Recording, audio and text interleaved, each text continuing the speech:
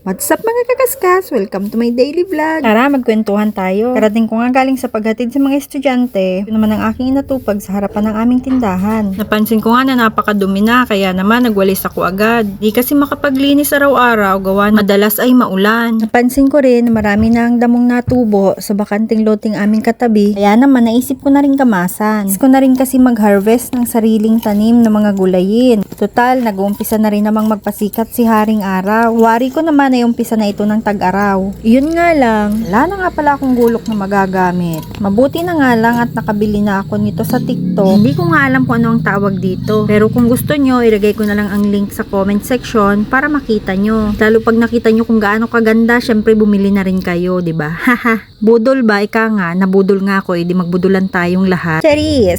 Ayan guys, so yan ang aking lilinisan. May mga naumpisahan na ako. Kaso mainit na, kaya bukas naman ulit.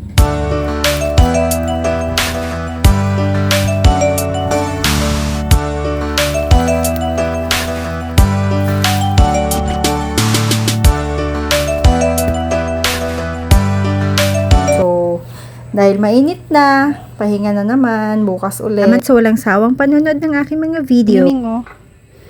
Yaon talaga siya sa nilinigan ko.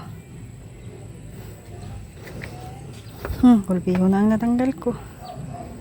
Salamat sa TikTok. Thank